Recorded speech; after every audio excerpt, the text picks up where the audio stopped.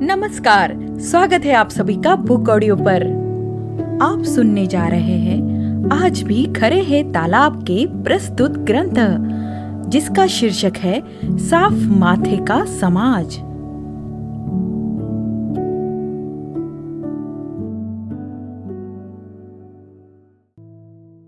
तालाब में पानी आता है, पानी जाता है। इस आवक जावक का पूरे तालाब पर असर पड़ता है।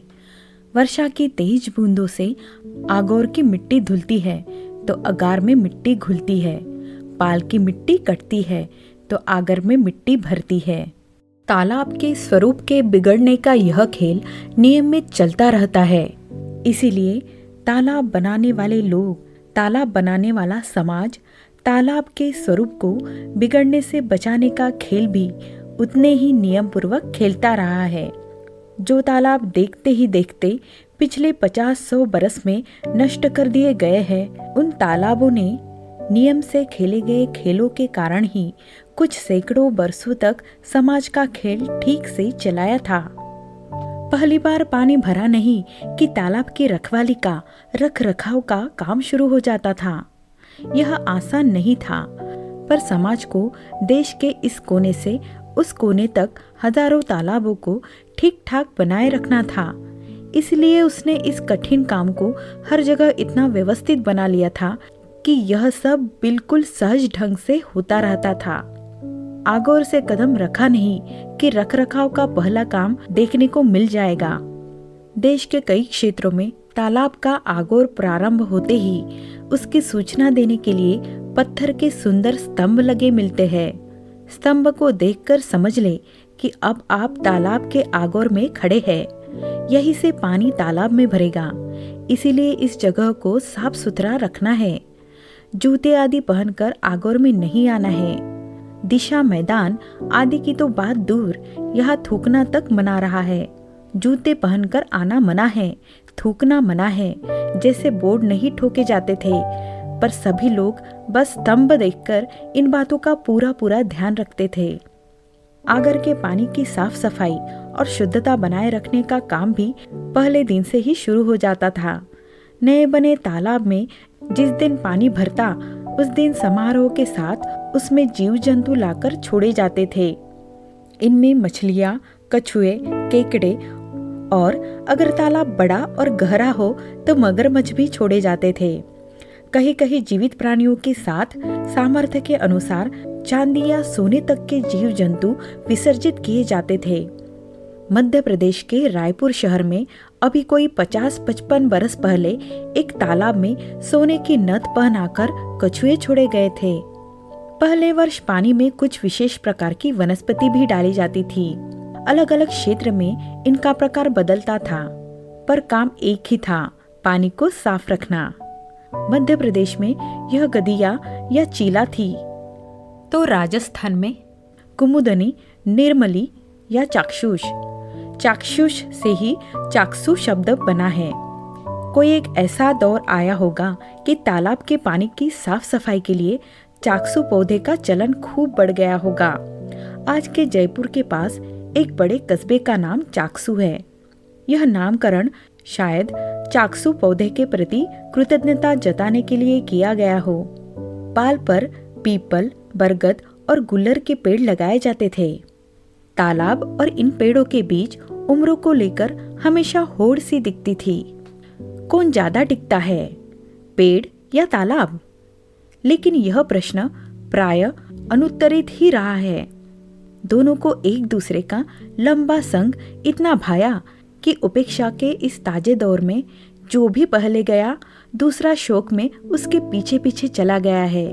पेड़ कटे हैं तो तालाब भी कुछ समय में सूख कर पट गया है, और यदि पहले तालाब नष्ट हुआ तो पेड़ भी बहुत दिन नहीं टिक पाए हैं।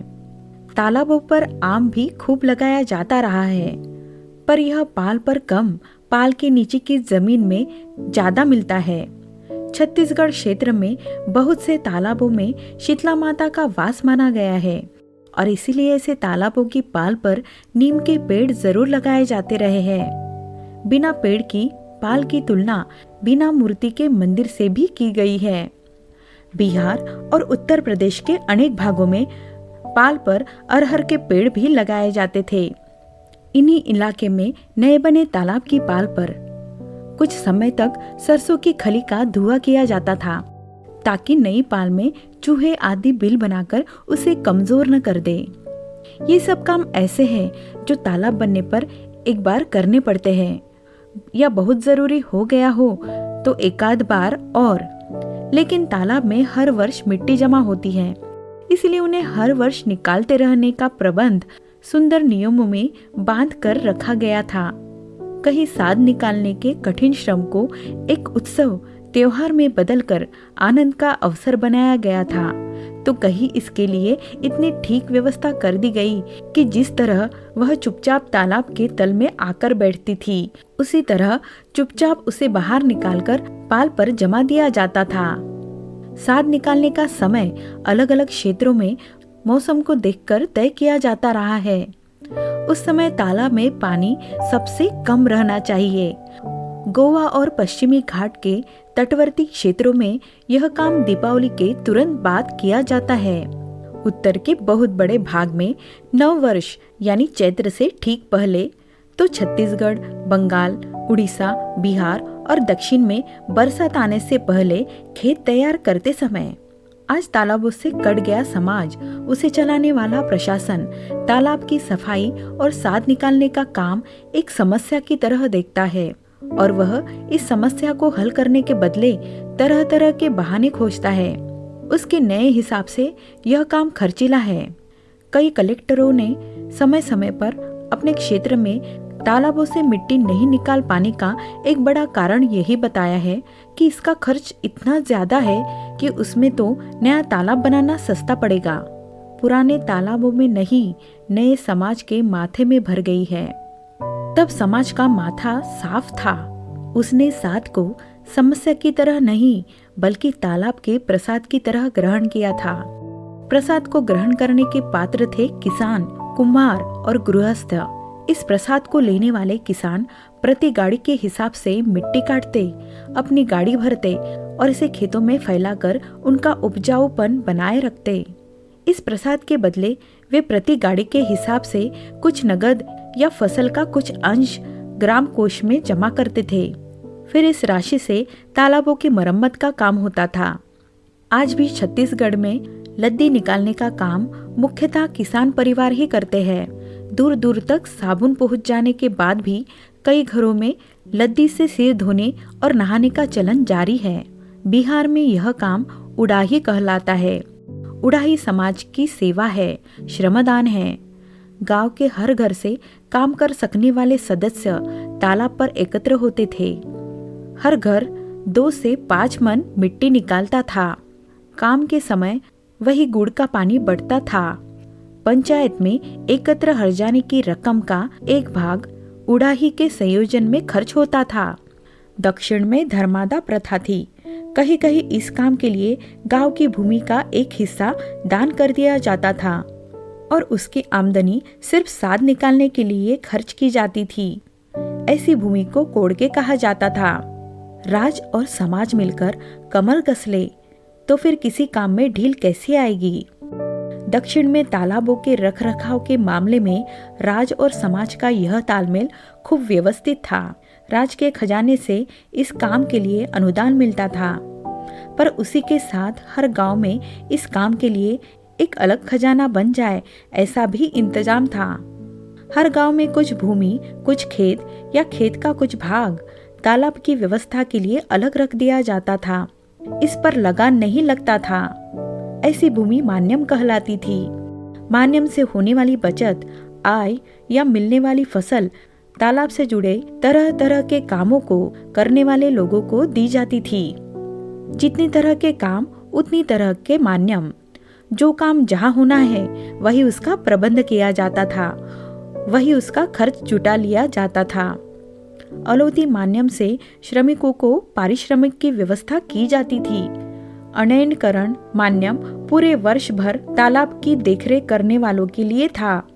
इसी से उन परिवारों की जीविका भी चलती थी जो तालाब की पाल पर पशुओं को जाने से रोकते थे। पाल की तरह तालाब के आगोर में भी पशुओं के आने जाने पर रोक थी।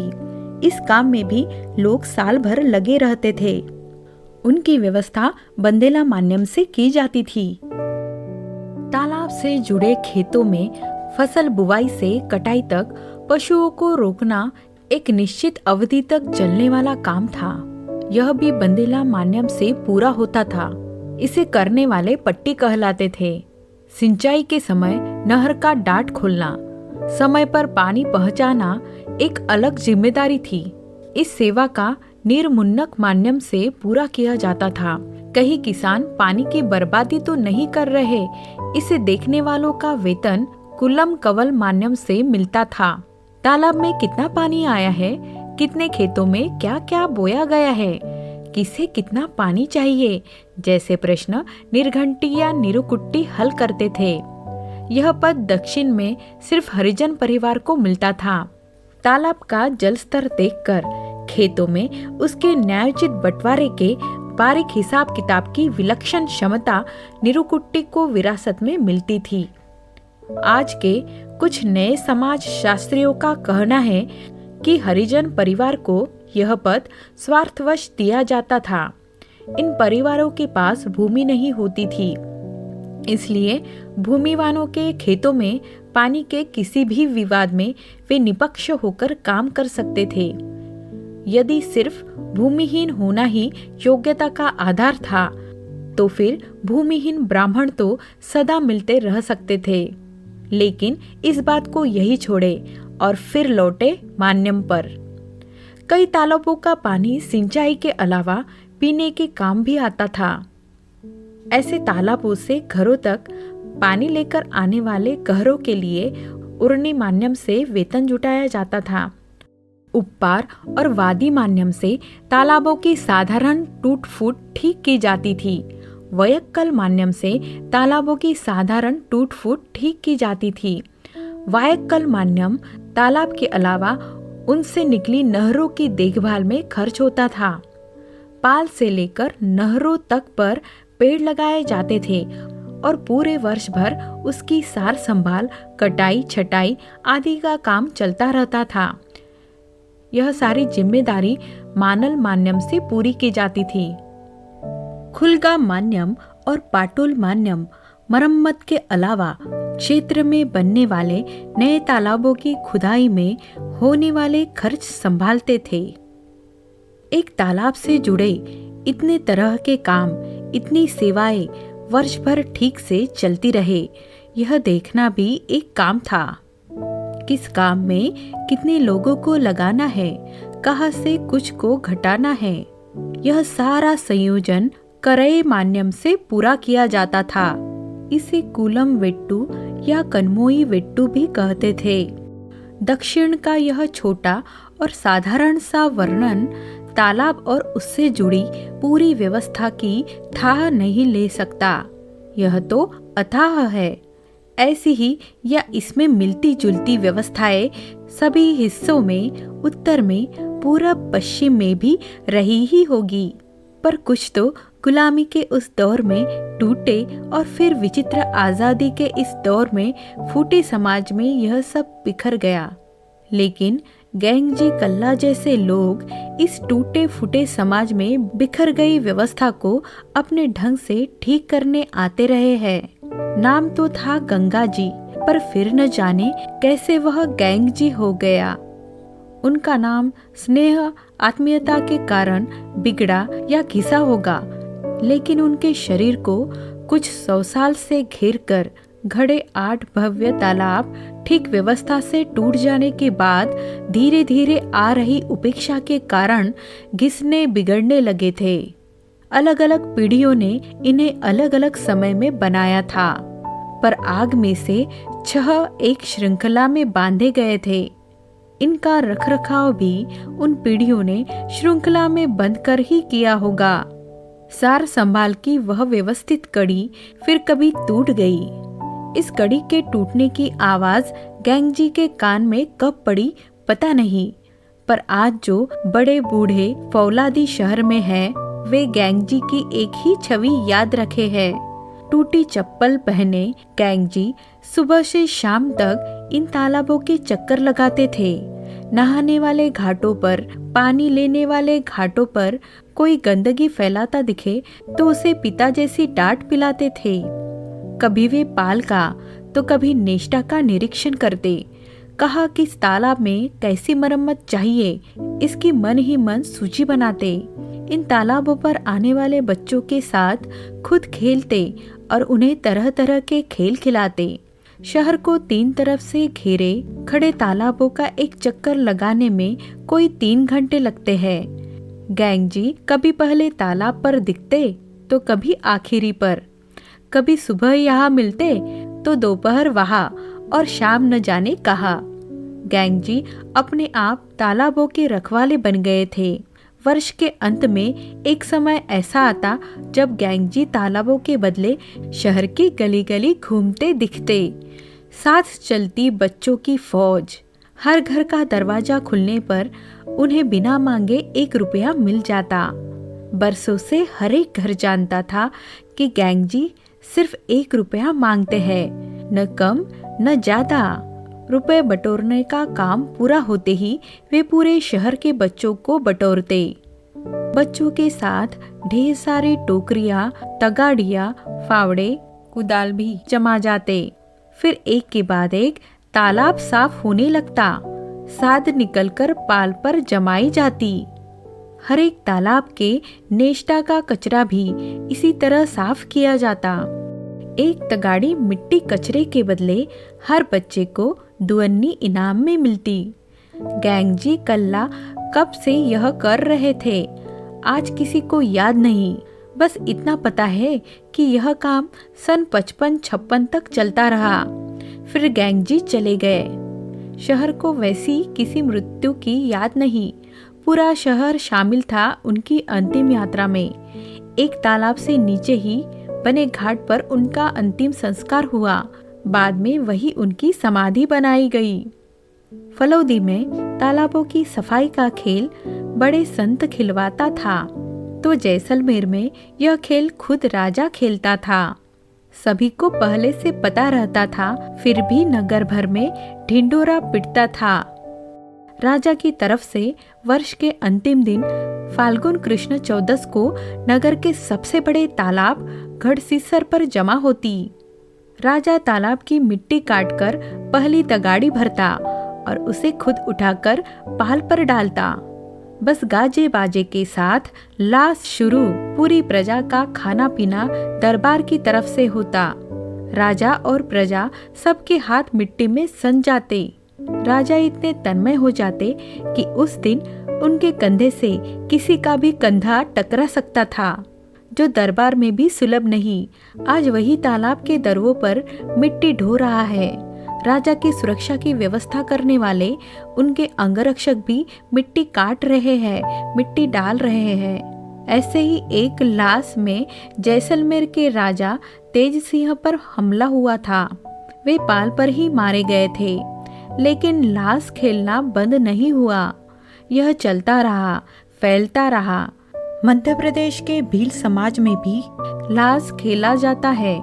गुजरात में भी लाश चलती है। वहाँ यह परंपरा तालाब से आगे बढ़कर समाज के ऐसे किसी भी काम से जुड़ गई थी जिसमें सबकी मदद चाहिए। सबके लिए सबकी मदद। इसी परंपरा से तालाब बनते थे। इसी से उनकी देखभाल होती थी। मिट्टी कटती थी, मिट्टी डलती थी। समाज का खेल लाश से उल्लास से चलता था। प्रस्तुत ग्रंथ साफ माथे का समाज का संदर्भ। तालाबों के आगोर को साफ रखने की प्रारंभिक जानकारी श्री शुभू पटवा का विशेष योगदान रहा।